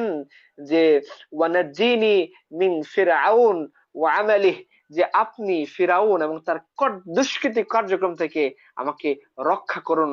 এবং তিনি আরো কি বলছে? ওয়ানাজ্জিনি মিনাল কওমি যালিমিন, এবং জালিম জনগোষ্ঠী থেকে, অত্যাচারের হাত থেকে আপনি আমাকে রক্ষা করুন। আমরা অনেকেই বলি আমার স্বামী খারাপ, কত খারাপ, আমাদের সোসাইটি খারাপ, কত খারাপ। ফিরাউনের চেয়ে খারাপ? অবশ্যই না। এই ফিরাউনের ঘরে ইমানের বন্দিশিখা কে জ্বালিয়ে রেখেছেন? এই মহিষী নারী আসিয়া বিনতু মুহাজিম আলাইহিস সালাতু ওয়াসসালাম নিজে জ্বালিয়ে রেখেছেন ফিরাউনের ঘরে ইমানের বন্দিশিখা। এবং এই ফিরাউন মূসাকে হত্যা করতে চাইছে, পারেনি। এই স্ত্রী মূসাকে লালন পালন করেছেন, বড় করে তুলেছেন এই মহিষী নারী, তাই না? কিসের বিনিময়ে আল্লাহর কাছে এত সম্মানিত হয়েছেন? ঘরোয়া কাজের বিনিময়ে। মারিয়াম আলাইহিস সালামের কথা তো বললাম। তার মানে পৃথিবীতে আল্লাহ রাসূল শ্রেষ্ঠতম যে সমস্ত মানুষদের কথা বলেছেন, শ্রেষ্ঠ ৫, এর সাথে আমরা আরেকজনকে যুক্ত করতে পারি, শ্রেষ্ঠ ৪। আরেকজনের কথা আল্লাহ রাসূল বলছেন কে? আপনারা সবাই বুঝে ফেলছেন, তিনি হচ্ছেন আয়েশা বিনতে আবু বকর রাদিয়াল্লাহু আনহা। আপনারা জানেন রাসূলুল্লাহ সাল্লাল্লাহু আলাইহি ওয়াসাল্লাম কে জিজ্ঞাসা করছেন এক সাহাবী, আপনি কাকে বেশি ভালোবাসেন? তখন খাদিজা মারা গিয়েছেন, তখন তিনি বলছেন আয়েশা। এরপরে কি বলছে? আয়েশার পিতা আবু বকর। তো এই যে এত বেশি ভালোবাসা, এত বেশি মহব্বত, কেন? আয়েশা রাদিয়াল্লাহু আনহা একজন খেদমতগার, একজন অনুগত স্বামী ছিলেন, নারী ছিলেন, অনুগত স্ত্রী ছিলেন। তিনি পর পুরুষের সাথে আল্লাহ রাসূল তাকে এত বেশি পর্দায় রেখেছেন। আপনারা জানেন যে অন্ধ সাহাবীর সামনে এসেছিল, তিনি বলছেন ঘরে চলে যাও। এত বেশি তারা ঘরোয়া ভাবে নিজের জীবন পরিচালনা করেছেন। এই হলো সম্মান, যেটা আল্লাহ রাসূল নস দিয়ে প্রমাণিত যে এই সাহাবীদের সম্মান। এবার আমরা আরো কয়েকজন মায়ের উদাহরণ দেখি। আপনারা সম্ভবত শুনে থাকবেন যে খানসা রাদিয়াল্লাহু আনহা, খুব লম্বা হয়ে যাচ্ছে, আমি কথা খুব দ্রুত শেষ করে দিব কারণ এত লম্বা আলোচনা আসলে মনে রাখা কঠিন। আপনারা আজ এক্সাম্পল গুলো খেয়াল রাখে মনে, খানসা রাদিয়াল্লাহু আনহা কাদেসিয়ার যুদ্ধের আগে তিনি বিধবা ছিলেন। তিনি বিধবা ছিলেন, তার স্বামী ছিল না। তিনি তার ৪ সন্তানকে লালন পালন করে বড় করে তুলেছেন। তুলে কাদেসিয়ার যুদ্ধের আগে সন্তানদেরকে সামনে রেখে বলতেছেন, বাবারা শুনে রাখো, আমি তোমাদেরকে এজন্য লালন পালন করিনি যে তোমরা বড় হয়ে আমাকে কি করবা? কামাই করে খাওয়াবা, তুমি বিসিএস ক্যাডার হবা, তুমি সরকারি জব করবা, তুমি সচিব হবা, তুমি বড় যোদ্ধা হবা, এরপরে গিয়ে অনেক বেশি গনিমতে নিয়ে অর্থ সম্পদে আমাকে খাওয়াবা, এই আশায় আমি তোমাকে লালন পালন করিনি। আমি কেন তোমাকে লালন পালন করেছি, তোমাদেরকে কেন লালন পালন করেছি বলছে কালকের দিনের জন্য। মনে রাখবা, তোমরা কালকের দিন শত্রুর মোকাবেলায় দাঁড়িয়ে এমন ভাবে লড়াই করবা যাতে কি হয়, যাতে তোমরা সবাই কি হয়ে যাও, শহীদ হয়ে যাও। এবং শহীদ হয়ে যায় কি করতে পারো, আহ, শহীদ হয়ে যাও, এবং আমি কিয়ামতের দিন আল্লাহর সামনে দাঁড়িয়ে বলতে পারি কি, যে আমি হচ্ছি 4 শহীদের মা। তো কি টেন্ডেন্সি ছিল দেখেন, যে তিনি তার কি বলে সন্তানকে এমন ভাবে বড় করতেছেন যে তার উদ্দেশ্য এই বৃদ্ধ বয়সে গিয়ে অসহায় অবস্থার সন্তান তাকে কামাই করে খাওয়াবে, এটা না। 4 সন্তান, অন্থের দোষটি বলা হয় সন্তানকে, বিধবার আর কি বা থাকে এই সমাজের মধ্যে আপনারা জানেন।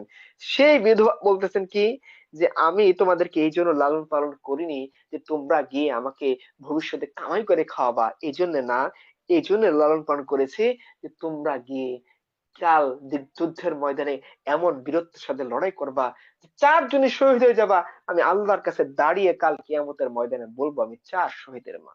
সুবহানাল্লাহ, কত সুন্দর এই দৃশ্য! এটা আমি বয়ান করে বোঝাইতে পারবো না। ইকবাল কবিতার মধ্যে বলছিলেন, উজুদে জান সে হে তসবিরে কায়নাত পে রং, আর উসি কি সাজে সে হে জিন্দেগি কা সোজে দরো। যে নারীদের কারণেই বিশ্বজাহান এতটা সুন্দর হয়, তাদের কারণেই এতটা প্রশান্তি জীবনের মধ্যে নেমে আসে, এত রং, এত কালার, এত ভালো লাগা এই মহিষী নারীদের কারণে। আপনি দেখেন তো কত সুন্দর মহিষী নারী। আপনি এদেরকে বাদ দিয়ে কাকে অনুসরণ করবেন, যে তিনি তার সন্তানদেরকে এই জন্য বড় করতেছেন, কিভাবে তারা পাওয়ার হাউস হিসেবে কাজ করতেছেন, কিভাবে সুন্দর! সুবহানাল্লাহ। আরেকটা ঘটনা আমি বলি, আপনারা শুনে থাকবেন, যে জুবাইর ইবনে আব্দুল ইবনে জুবাইর রাদিয়াল্লাহু আনহু, তিনি জুবাইর ইবনে আওয়ামের সন্তান, এবং আসমা ইবনে আবি বকর আসমা বিনতে আবু বকর রাদিয়াল্লাহু আনহু, তার মা, আবু বকর হচ্ছে তার কি নানা, সেই আবু বকরের নাতি আব্দুল্লাহ ইবনে জুবাইর, অর্থাৎ জুবাইর ইবনে আওয়ামের, আল্লাহ রাসূলের ফুফাতো ভাই জুবাইর ইবনে আওয়ামের ছেলে, যে তিনি একবার কি করছেন, যে ইয়ের মধ্যে হাজ্জাজ উমাইয়া খেলাফতে আব্দুল মালিক বিন মারওয়ান, তার হুকুমাতকে না মেনে তিনি বিদ্রোহ করেছেন খিলাফত পরিপূর্ণভাবে, খিলাফত আলা মিনহাজিন নবুয়া কায়েমের জন্য। এই বাহিনী গিয়ে তিনি মক্কায়, তার ছেলে ছিল এই, তার মা কিন্তু বিধবা ছিলেন। হ্যাঁ, জুবাইর ইবনে আওয়াম শহীদ হয়ে গিয়েছেন। এই অবস্থার কথা আমি বলতেছি, তিনি বয়স্ক, বলা হচ্ছে তার বয়স 100-র বেশি, এত বৃদ্ধা তিনি। তার 2 জন সন্তান মুসআব ইবনে জুবাইর, আব্দুল্লাহ ইবনে জুবাইর। মুসআবকে কিসের দায়িত্ব দেওয়া হয়েছে, তাকে দিয়েছে এই যে ইরাকে অঞ্চলের দায়িত্ব, যে তুমি ওইটুক দায়িত্ব পালন করবা। পরবর্তী দেখা গেল যে তার ছেলে মুসআব ইবনে জুবাইরকে শত্রু বাহিনী হত্যা করে ফেলছে।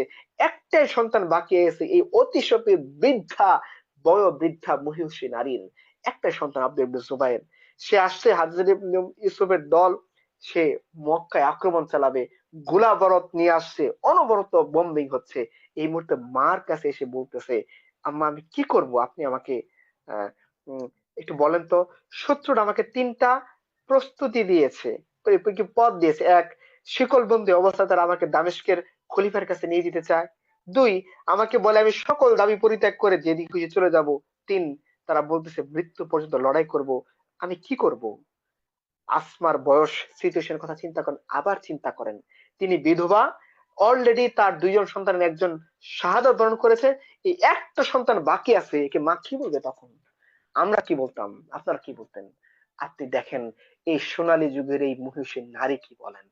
তিনি বলতেছেন কি, যে যে আহ, আহ, আব্দুল্লাহ ইবনে জুবাইর গিয়ে বলছেন, আম্মা মৃত্যুতে আমি শান্তি খুঁজে পাবো, কিন্তু দেখেন আমার লোকেরা, আমার পরিবারের লোকেরাও আমাকে ছেড়ে চলে গেছে, আমি আজকে একা, ভয়ে তারা অনেকে চলে গেছে আমাকে ছেড়ে, আমি কি করতে পারি আমাকে বলেন।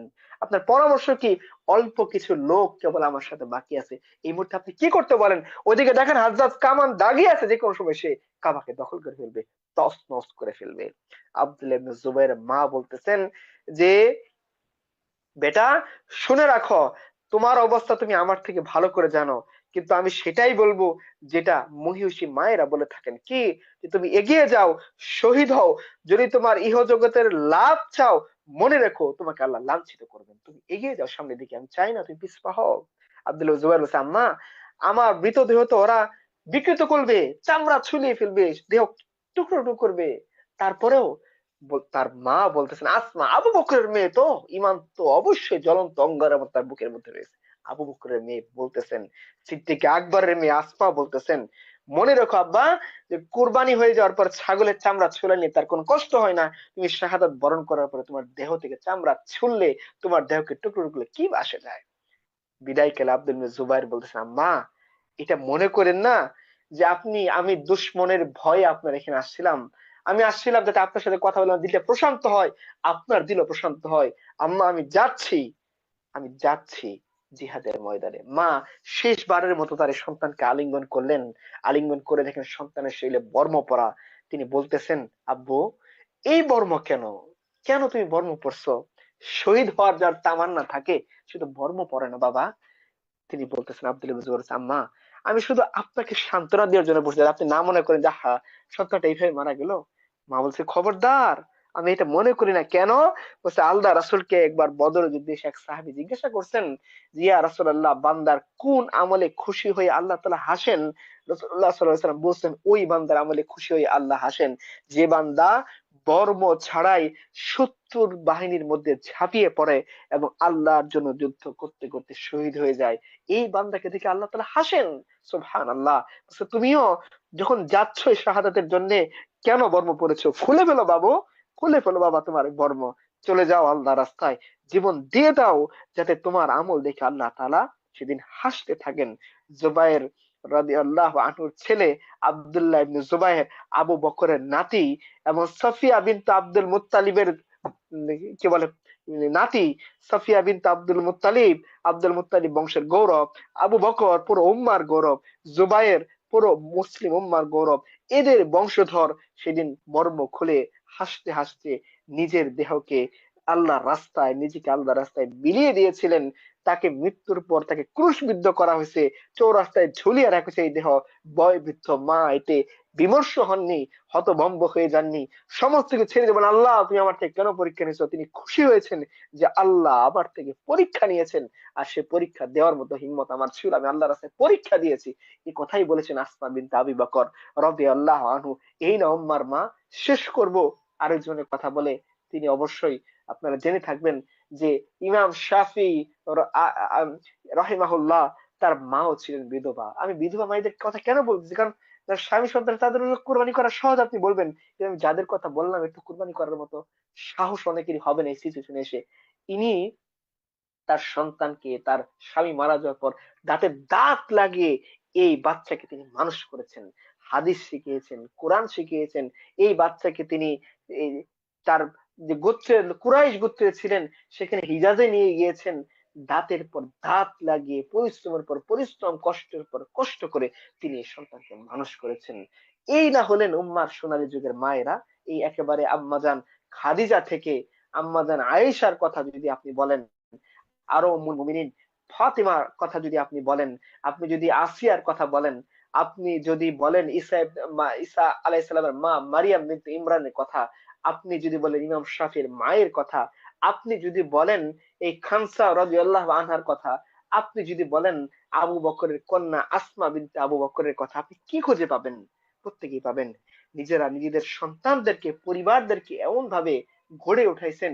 এক একটা পরিবার হচ্ছে আদর্শ ইসলামিক পরিবার। একটা সন্তান হয়েছে বীর মুজাহিদ অথবা বড় বড় মুস্তাহিদ, যেমন ইমাম শাফির ক্ষেত্রে আপনি দেখেছেন। আপনি জানেন যে পৃথিবীর মধ্যে আপনারা বাইজিদ মুস্তামির কথা শুনেছেন, কিসের মাধ্যমে হয়েছে? মায়ের দোয়ার মাধ্যমে। আপনারা শাইখুল হাদিস জাকারিয়া কান্ধরীবের কথা শুনেছেন, কিসের মাধ্যমে হয়েছে? মায়েদের ইলমের ধারা তারা পাইছে। সৈয়দ আবুল হাসান আল নাদভির কথা আপনারা শুনেছেন, কিসের মাধ্যমে পাইছেন? পড়ে দেখেন তাদের জীবনী। মা খালার থেকে তারা দিন শিখেছেন। তারা সৈয়দ আবুল হাসান আল নাদভি তৈরি করেছেন, তারা শেখ জাকারিয়া কান্ধলবি তৈরি করেছেন, তারা ইমাম শাফি তৈরি করেছেন, তারা ইমাম আবু হানিফা তৈরি করেছেন, তারা আব্দুল্লাহ ইবনে জুবাইর তৈরি করেছেন, তারা খানসা চার সন্তানকে তৈরি করেছেন। কিসের মাধ্যমে? এটাই ছিল মেয়েদের জায়গা। আফসোসের বিষয় যে আজকে আমরা সেই ফেমিনিজম, পুঁজিবাদের কবলে পড়ে সব হারিয়ে ফেললাম, হারিয়ে ফেললাম সেই ইমানের কথা, হারিয়ে ফেললাম সোনালী যুগের মায়েদের কথা। আমি আজকে আমার দরকার নেই, এখন তো যার জরুরত, যার কোনো উপায় নেই, সে কিছু করবে সেটা ভিন্ন মাসালা।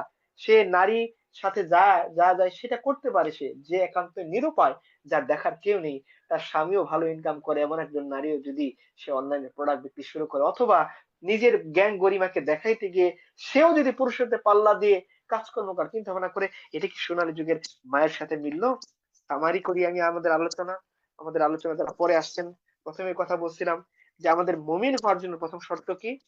আল্লাহ এবং তার রাসূলের কথা বিনা বাক্যে বিনা প্রশ্নে মেনে নেওয়া, প্রশ্ন না করা।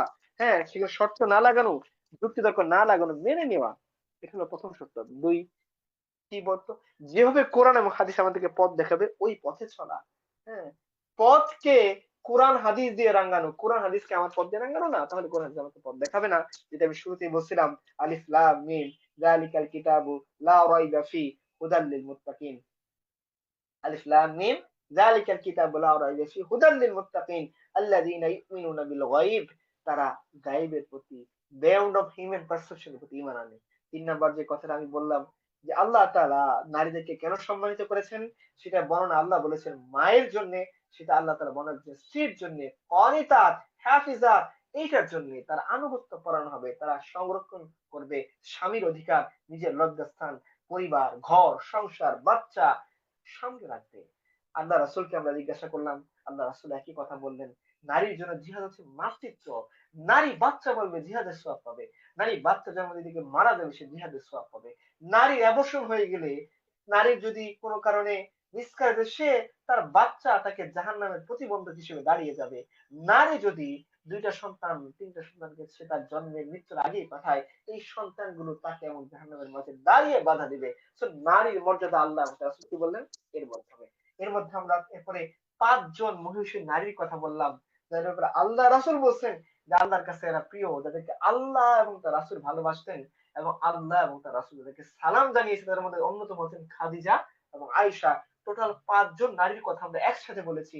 সেখানেও আমরা দেখেছি প্রত্যেকে ছিলেন ভালো ঘরণী, ভালো ব্যবসায়ী না, ভালো নার্স না, ভালো উদ্যোক্তা না, হ্যাঁ, ভালো ভালো প্রফেসর না। এই জন্য হচ্ছে তারা না এরকম না যে তিনি একটা ইনস্টিটিউটে ভালো প্রফেসর, পুরুষের সাথে পাল্লা দিয়ে চাকরি করেন, ভালো চাকরিজীবী না, ভালো বিমানবালা না, এই জন্য তাদের সম্মান না। প্রত্যেকের সম্মান আমরা দেখছি কিসের জন্য? তারা ঘর সামলাইছেন, ঘরকে জান্নাত বানাইছেন, ঘরের বাচ্চাদেরকে আবু বকর বানাইছেন, ঘরের বাচ্চা থেকে আব্দুল্লাহ ইবনে জুবাইর বানাইছেন, ঘরের বাচ্চা থেকে হাসান এবং হুসাইনের মতো জান্নাতের সর্দার, পুরুষ যুবকদের সর্দার বানাইছেন। দ্যাটস ওয়াই তারা দামি ছিলেন। সেটা আপনি খাদিজার কথা বলেন, সেটা আপনি ফাতিমার কথা বলেন, সেটা আপনি আসিয়ার কথা বলেন, সেটা আপনি ঈসা ইবনে মারিয়ামের ঈসার মা মারিয়াম বিনতে মুহাজিবের কথা বলেন, মারিয়াম বিনতে ইমরানের কথা বলেন, আপনি খুঁজে পাবেন একই জিনিস। সেটা কি? সেটা হচ্ছে কি যে এই স্ত্রীত্ব, মাতৃত্ব, যার স্ত্রীত্ব ছিল, যেমন ঈসা আলাইহিস সালামের মা মারিয়াম বিনতে ইমরান কিসের বিষয়ে আল্লাহ বলছে সেটা ইজ্জতের হেফাজত করছে। তো এই যে ইজ্জতের হেফাজত করার একটা অন্তর্ভুক্ত এটাও, ফ্রি মিক্সিং এ জড়িত না হওয়া, এটা ইজ্জতের খেলাফ। হ্যাঁ, পুরুষের সাথে হাত ধরে না হাঁটা, এটা ইজ্জতের খেলাফ। একই সাথে পর পুরুষের সাথে বসে একই সাথে চাকরি না করে, এটাও ফ্রি, এটাও আমাদের ইজ্জত সংরক্ষণ, সব ইজ্জত সংরক্ষণের অংশ। তো এটা আমাদের খেয়াল রাখতে হবে। লাস্ট যে কনক্লুশন আমরা কয়েকটা এক্সাম্পল দেখাইলাম যে কিভাবে মায়েরা যুগ যুগ ধরে, সোনালী যুগের মায়েরা তাদের পরিবারকে আগলে রেখেছেন, তাদের সন্তানদেরকে মুজাহিদ হিসেবে গড়ে তুলেছেন, তাদের সন্তানদেরকে মুস্তাহিদ হিসেবে গড়ে তুলেছেন, তাদের সন্তানদেরকে সুসন্তান নেককার সন্তান বানিয়েছেন। আপনারা সবাই হাদিসটা জানেন যে আল্লাহ রাসূল সাল্লাল্লাহু আলাইহি ওয়াসাল্লাম বলছেন, মানুষ মারা যাওয়ার পর সমস্ত কিছু বন্ধ হয়ে যায়, বাকি থাকে কেবল সদকায়ে জারিয়া। আর সদকায়ে জারিয়ার একটা অংশ কি? সদকায়ে জারিয়ার একটা অংশ এটাও, নেক সন্তান সে দুনিয়াতে রেখে গিয়েছে, এটাও সদকায়ে জারিয়ার অংশ। এটার জন্য কিয়ামতের ময়দানে সে আল্লাহর কাছে বদলা পাবে। সো এটা আমরা কনক্লুশন কি, নারী যেন তার নারীত্বের কাজগুলোই করে, সে যেন পুরুষের সাথে পুরুষালী হওয়ার চেষ্টা না করে। আমরা কয়েকজন আলেমের কথা বলেছিলাম, তার মধ্যে মুফতি তাকি উসমানীর কথা বলেছি, তাফসিরে রুহুল মানী লেখক আল্লামা মাহমুদ আলুসির কথা বলেছি, এরপর আমরা সালাফি ঘরানার সালাউদ্দিন ইউসুফ সাহেবের কথা বলেছি, আমরা ইখওয়ানি ঘরানার আমাদের সৈয়দ কুতুব রহমতুল্লাহ এর কথা বলেছি, জামাতি ঘরানারদের জন্য আমরা সৈয়দ আবুল আল্লাহ মওদুদী রহমতুল্লাহ এর কথা বলেছি। সব থেকে আমরা দেখানোর চেষ্টা করেছি যে কিভাবে তারাও একই কথা বলেছেন যেটা আমরা বলতে চাই, নারীদের মূল কর্মক্ষেত্র হচ্ছে ঘর। হ্যাঁ, এখন কথা হলো যে এক্সেপশন, যে যে একান্ত বাধ্য, যার কেউ নাই, যাকে করে খেতে হয়, যার স্বামী নাই, দেখার কেউ নাই, সে না হয় করবে, কিন্তু যার সবকিছু দেখার আছে সে কেন আগ বাড়িয়ে চলে যাবে? এটাই হলো মূল কথা। আমরা আমাদের ঘরকে সুন্দর করি, আমরা আমাদের সন্তানদেরকে আব্দুল্লাহ ইবনে জুবাইর হিসেবে গড়ে তুলি, আমরা আমাদের সন্তানদেরকে খানসার মতো কুরবানি করি, যে সময়কে কুরবানি করি, যে স্বামীর জন্য, যেভাবে খাদিজা রাদিয়াল্লাহু আনহা স্বামীর জন্য সময়কে কুরবানি করছেন। আর আল্লাহ রাসূল বলছেন খাদিজার ভালোবাসা আমার অন্তরে গেঁথে দেওয়া হয়েছে। আল্লাহ রাসূল বলছেন, বুখারীর হাদিসে আমরা বলেছি, যখন সবাই আল্লাহ রাসূলকে মিথ্যাবাদী বলতেছিল, তখন এই খাদিজাই ছিলেন যিনি আল্লাহ রাসূলকে সত্যায়ন করেছেন, আল্লাহ রাসূলকে সাহায্য করেছেন, সমস্ত সম্পদ স্বামীর পদতলে এসে এনে তিনি উজাড় করে দিয়েছেন।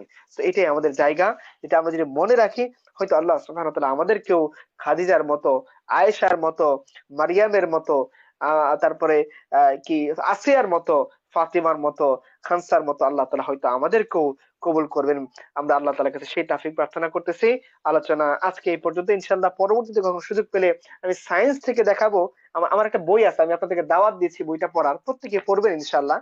বিয়ের এপিটোপিট, এটা বিয়ের সাথে রিলেটেড, নামটা মিলিয়ে রাখা হলেও মূলত এখানে অনেক কিছুর আলোচনা আপনারা পাবেন, যেগুলো আমি বললাম, যেগুলো আমি বলতে চাই, সেগুলো একটা আলোচনা হবে। অবশ্যই আপনারা এই বইটা কিনে প্রত্যেকে পড়বেন, পুরুষদেরকে হাতিয়ে দেন, প্রত্যেকটা পুরুষকে ঘরে করে দিন এখানে বিয়ের এপিটোপিট জাকারিয়া মাসুদ, বইটা অবশ্যই আপনারা পড়বেন ইনশাল্লাহ। এখানে আরো সুন্দর কিছু কথাবার্তা আছে। এছাড়া যারা পর্দার দিকে আকৃষ্ট হতে চান, তারা হিজাব আমার পরিচয় বইটাও কালেকশন রাখতে পারেন ইনশাল্লাহ আমাদের বই।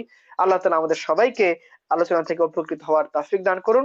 যতটুকু কথা আমি ভালো বললাম সেটা আল্লাহ আমাদের রাসূলের পক্ষ থেকে, কোনো খারাপ কথা বলে থাকলে শয়তান এবং আমার পক্ষ থেকে আল্লাহ তাআলা খারাপ কথাগুলো যদি ভুল বলে থাকি সেগুলোর উপর ইস্তেগফার করার তৌফিক দান করুন, এবং যতটুকু ভালো কথা হলো সেগুলোর উপর আমাদের সবাইকে আল্লাহ সুবহানাহু ওয়া তাআলা আমল করার তৌফিক দান করুন। ওয়া আখিরু দাওয়ানা আলহামদুলিল্লাহি রাব্বিল আলামিন। ওয়াসসালামু আলাইকুম ওয়া রাহমাতুল্লাহি ওয়া বারাকাতুহু।